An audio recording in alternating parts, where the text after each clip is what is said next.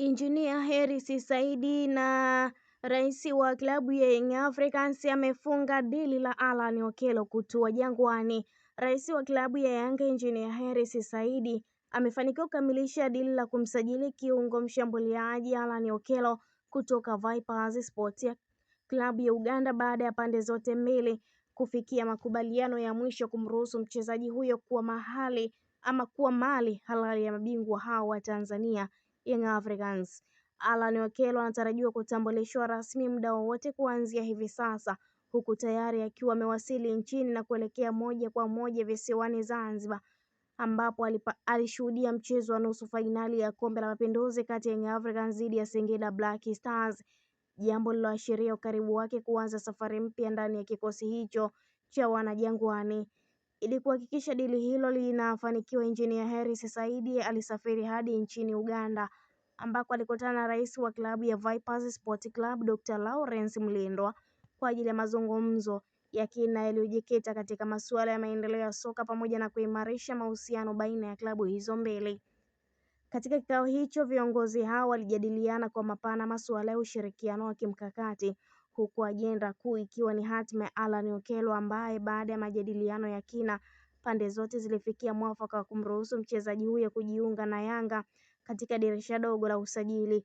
Kwa kukamilika kwa dili hilo, Yanga inazidi kuonyesha dhamira yake ya kuimarisha kikosi kuelekea michuano ijayo ya ndani na kimataifa, huku Alan Okello akitarajiwa kuongeza ubunifu, kasi na ufanisi katika safu ya ushambuliaji wa timu hiyo. Hata hivyo, pia Ali Shabani Kamwe aliwatahadharisha Azam FC dhidi ya ujio wa Alan Okello ambapo alisema kuwa kuelekea katika fainali ya Kombe la Mapinduzi atakuwepo mchezaji muhimu anayesubiriwa kwa hamu na mashabiki wa soka. Ujumbe huo wa Ali Shabani Kamwe ulibeba tafsiri pana zaidi, ukimaanisha ujio wa mchezaji mpya wa Yanga Alan Okello ambaye ni mali halali ya klabu hiyo akitokea Vipers ya Uganda na tayari yupo kwenye mipango ya kikosi kinachonolewa na kocha wa klabu hiyo ya Young Africans Pedro Gonçalves. Nyota huyo wa kimataifa wa Uganda alitua nchini na kuelekea moja kwa moja visiwani Zanzibar, ambako pia alishuhudia Yanga wakifanikiwa kutinga fainali ya michuano hiyo baada ya kuibuka na ushindi wa goli 1-0 dhidi ya Singida Black Stars. Uwepo Alan Okello utaongeza morali ndani ya kikosi cha wananchi Young Africans, huku mashabiki pia wakitarajia kuona mchango wake mkubwa kutokana na uzoefu na ubora alionao katika eneo la kiungo cha mshambuliaji. Kwa mujibu wa taarifa za ndani ya klabu, Alan Okello anatarajiwa kuwa sehemu ya kikosi cha Young Africans kitakachoshuka dimbani katika mchezo wa fainali dhidi ya Azam FC endapo taratibu zote zitakamilika kwa wakati.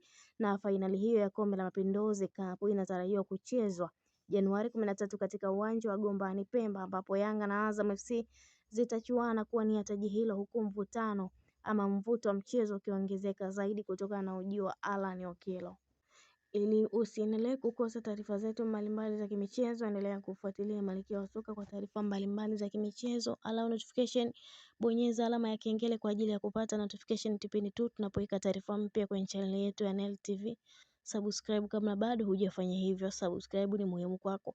Like video hii, share, comment kile ambacho nimetoka kukizungumzia hivi sasa kuelekea katika kutafuta tiketi ya fainali katika mchezo utakaochezwa Gombani Pemba, Young Africans dhidi ya Azam FC. Nani ataibuka na ubingwa wa Kombe la Mapinduzi Cup? Na kumbuka, mshindi ataondoka na kitita cha milioni 150 katika mchezo huo wa fainali ya Kombe la Mapinduzi Cup inayofanyika huko visiwani Zanzibar.